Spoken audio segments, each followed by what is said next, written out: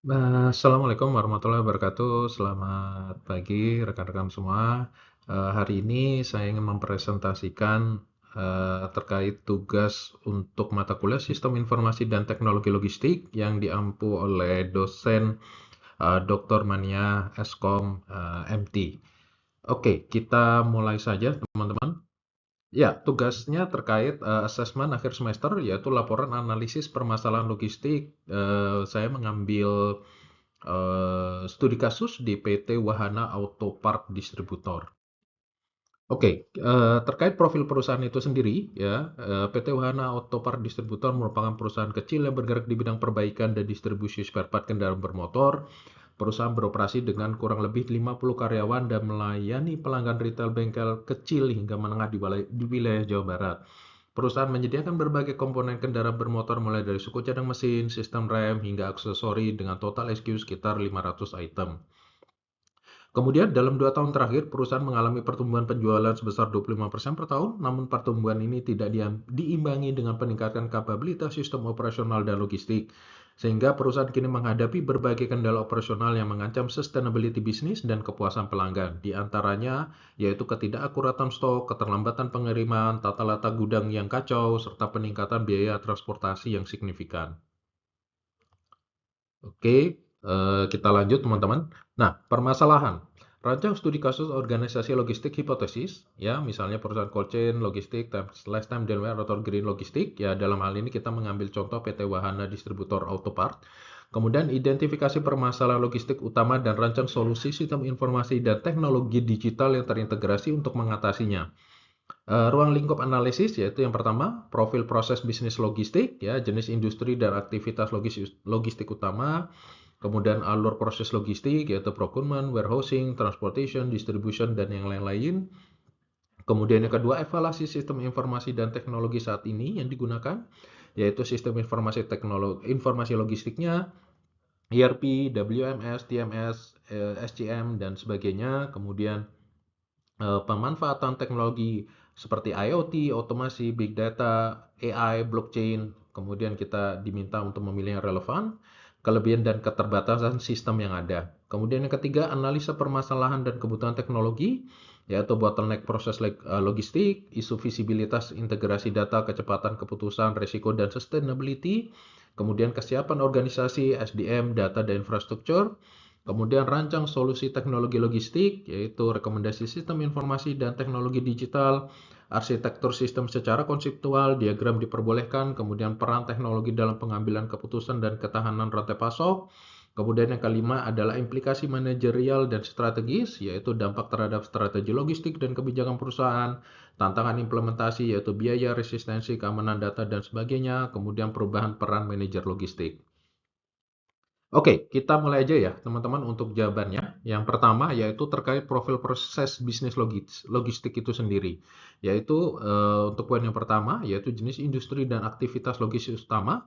Perusahaan merupakan usaha kecil distribusi spare part kendaraan bermotor yang melayani bengkel, toko spare part, dan pelanggan retail. Aktivitas logistiknya meliputi yaitu procurement, yaitu pembelian barang dari pemasok lokal, kemudian ada inbound logistik, yaitu penerimaan dan pemeriksaan barang, warehousing yaitu penyimpanan, penataan gudang dan pengelolaan stok, kemudian ada order fulfillment yaitu pengambilan atau picking, kemudian packing dan pengecekan pesanan, kemudian transportation dan distribution yaitu pengiriman barang menggunakan armada internal ataupun ekspedisi. Kemudian untuk poin 1.2 yaitu alur proses logistik perusahaan, ya, dari tabel ini kita bisa lihat teman-teman untuk proses yang pertama yaitu dari procurement. Di procurement sendiri itu ada supplier, ya, ada supplier spare part kendaraan yang mensuplai untuk barang-barang tersebut. Kemudian masuk ke departemen purchasing, ya, pembelian. Kemudian tentu saja di goods arrival atau kedatangan barang di tempat warehouse PT Wahana Auto Part Distributor. Kemudian itu akan masuk ke inbound logistik, ya, proses inbound logistik, yaitu apa saja yang dilakukan di proses inbound logistik, yaitu ada proses pemeriksaan, ya, tentu saja semua spare part yang dibeli atau barang-barang yang sudah dibeli dilakukan pemeriksaan. Kemudian ada proses pencatatan manual yang dilakukan, ya, untuk setiap barang yang datang. kemudian tentu saja masuk ke proses penyimpanan di warehouse ya. Kemudian masuk ke proses berikutnya yaitu proses warehousing, yaitu ada dilakukan slotting, yaitu penempatan spare part ke ke tempat-tempat penyimpanannya lebih kecil ya, atau bin, kita biasa menyebutnya sebagai bin. Kemudian masuk ke proses penyimpanan ya, kemudian ada picking ya, proses picking, kemudian terakhir ada proses packing untuk proses di warehouse. Kemudian terakhir itu masuk ke transportation and distribution, yaitu proses penjadwalan, kemudian ada proses pengiriman spare part, dan juga sampai ke pelanggan, penerimaan di pelanggan. Kurang lebih seperti itu untuk proses proses logistik di perusahaan wahana auto part distributor. Kemudian evaluasi sistem informasi dan teknologi saat ini ya. Jadi untuk sistem informasi logistik yang digunakan saat ini perusahaan masih menggunakan sistem manual dan menggunakan spreadsheet ya. Tidak ada sistem terintegrasi seperti ERP atau Enterprise Resource Planning, WMS atau Warehouse Management System, TMS Transport Management System, kemudian SCM Supply Chain Management System. Jadi semua pencatatan barang, pesanan, dan stok dilakukan secara manual sehingga sangat rawan terhadap terjadinya kesalahan.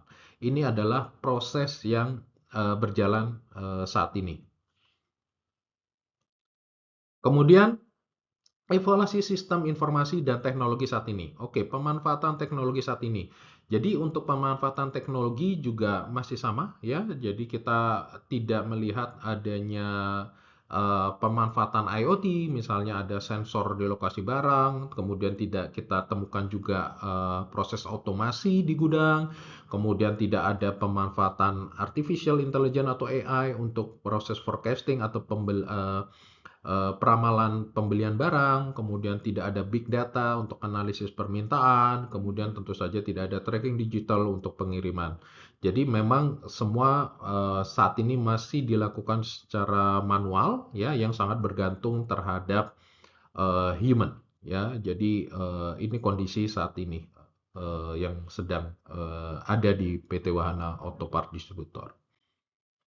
Kemudian kita melihat evaluasi sistem informasi dan teknologi saat ini ya. Jadi apa kelebihan dan keterbatasan dari proses yang saat ini berjalan?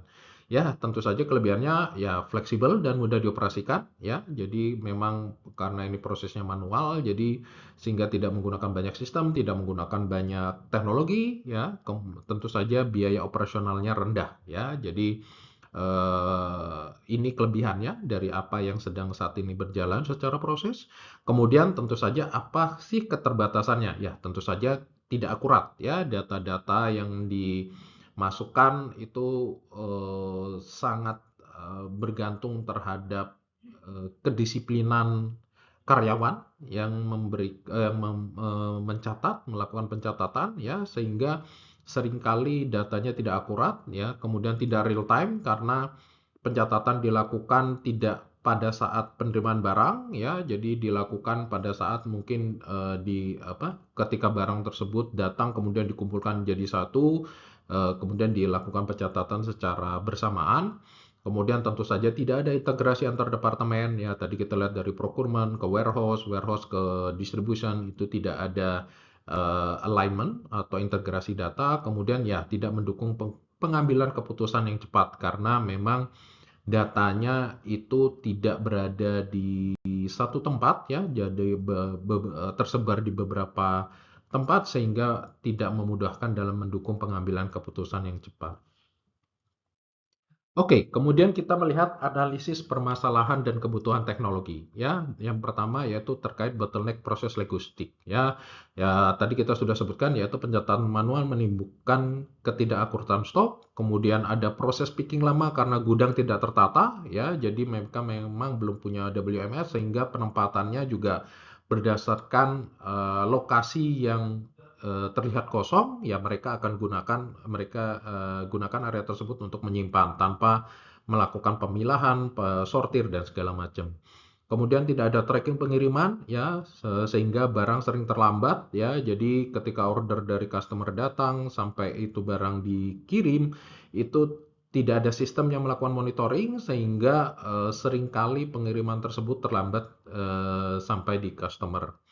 Kemudian perencanaan transportasi tidak optimal sehingga ini menimbulkan biaya meningkat karena memang ketika ada barang mereka langsung melakukan pengiriman tanpa ada konsolidasi, tanpa ada combine delivery ataupun hal-hal seperti itu karena setiap ada barang yang datang ya mereka langsung mencoba mengirim tanpa melihat keseluruhan order yang diterima dari pelanggan. Oke. Kemudian analisa permasalahan dan kebutuhan teknologi. Yang kedua yaitu isu visibilitas dan integrasi data.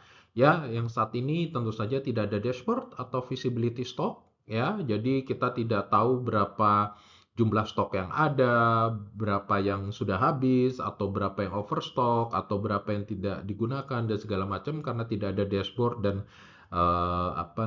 informasi yang menampilkan terkait kondisi stok saat ini. Kemudian juga integrasi antara penjualan, pembelian, dan gudang tidak berjalan. Ya, ini juga saat ini juga terjadi. Ya, jadi memang antara jumlah item atau spare part yang dibeli, kemudian antara kebutuhan yang dipesan oleh pelanggan dan juga kapasitas gudang yang mereka miliki itu saat ini memang belum terintegrasi ya sehingga memang banyak ketidakcocokan antara satu sama lain.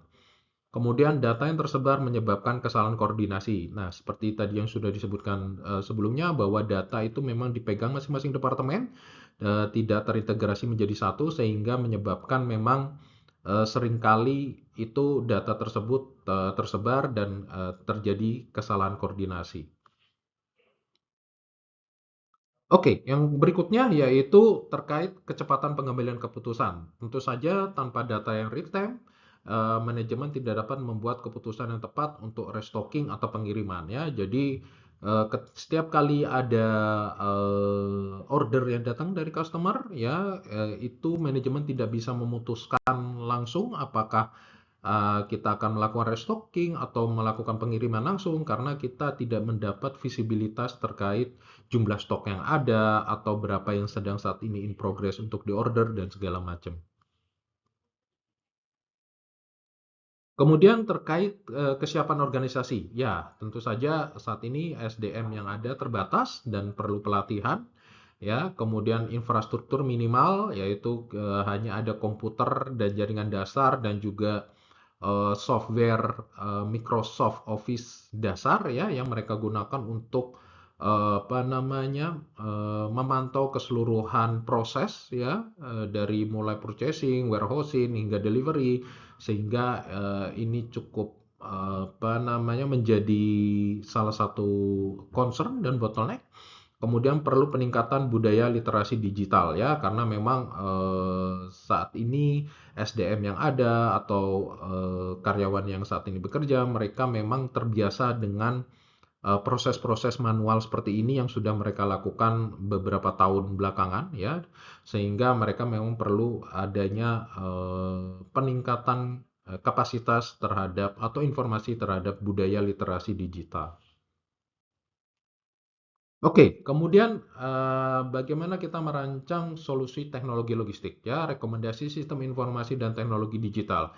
Tentu saja yang pertama kita bisa mencoba menggunakan ERP mini atau sederhana seperti ERP yang diperuntukkan untuk UKM, usaha kecil menengah ya. Jadi tidak perlu yang skalanya besar tapi memang kita bisa mencoba menggunakan ERP yang memang skalanya itu untuk usaha kecil dan menengah. Dengan menggunakan ERP ini, maka ini akan memudahkan integrasi antara pembelian, penjualan, gudang, dan juga proses akuntansi atau keuangan ya.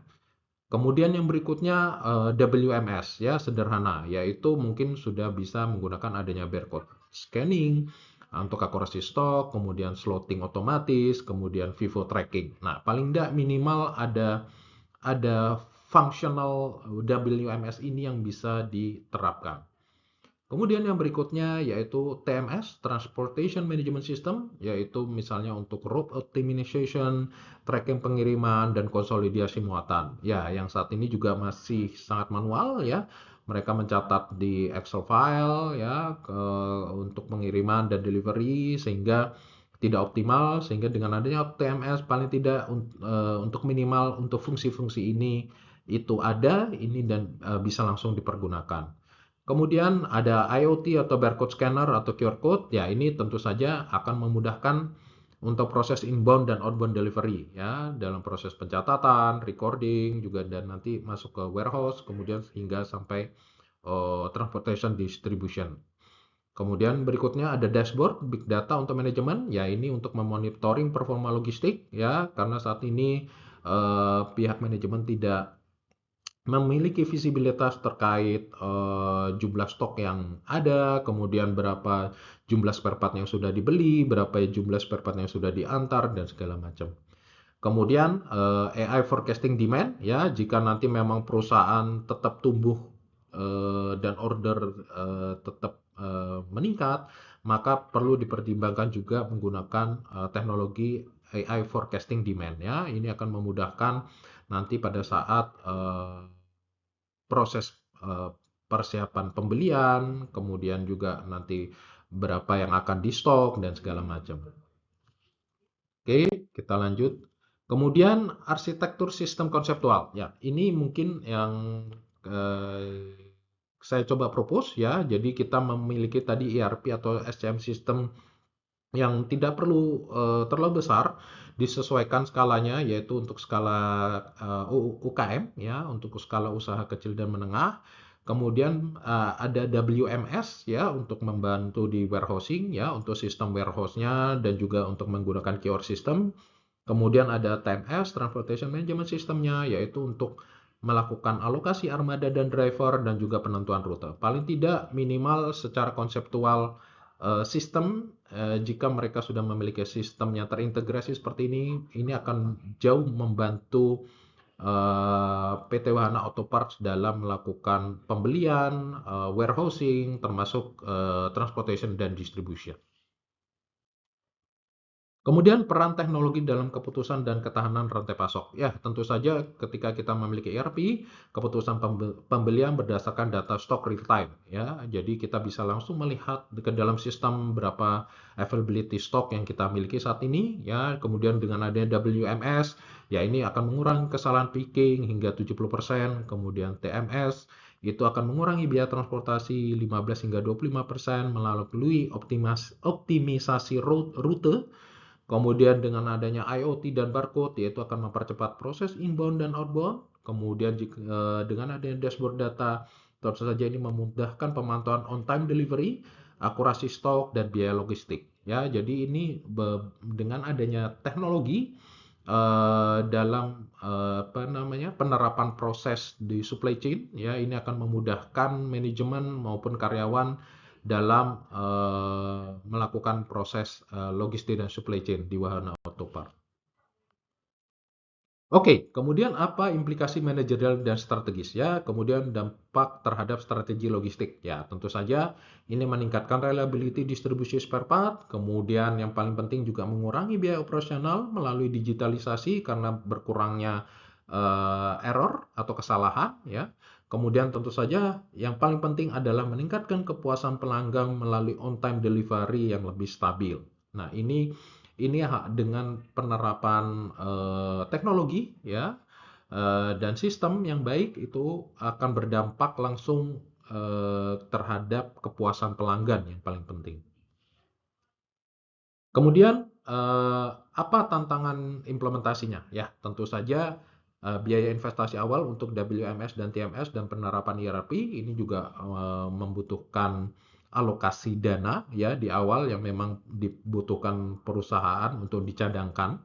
Kemudian resistensi SDM ya terhadap perubahan dari sistem manual ke digital karena memang karyawan-karyawan di PT Wahana Auto Parts ini sudah bekerja bertahun-tahun, mereka menggunakan sistem manual dan ketika mereka harus berubah ke digital tentu saja banyak atau adanya resistensi dari mereka. Kemudian ya kebutuhan keamanan data karena ERP berbasis cloud ya. Jadi tentu saja ini juga dari perusahaan perlu menemukan partner ERP yang tepat sehingga keamanan data yang mereka miliki juga tetap tersimpan dengan baik. Kemudian yang terakhir yaitu perubahan peran manajer logistik ya. Jadi apa saja dengan adanya perubahan menggunakan teknologi informasi dan sistem logistik ini. Yang pertama ya dari peran operasional menjadi lebih strategis ya. Jadi yang manajer logistik yang awalnya memang lebih ke arah fokus di operasional ya, tapi sekarang lebih strategis. Jadi apa namanya? Manajemen logistik ini akan bisa melihat lebih jauh ke depan terkait kebutuhan-kebutuhan yang perlu diterapkan untuk perbaikan ya, karena saat ini fokus di operasional sehingga tanggung jawab tersebut tidak bisa tercover dengan baik, tapi dengan adanya bantuan sistem informasi dan teknologi logistik ini akan membantu manajer logistik dalam pengambilan keputusan, kemudian merancang improvement, perbaikan cost dan yang lain-lain.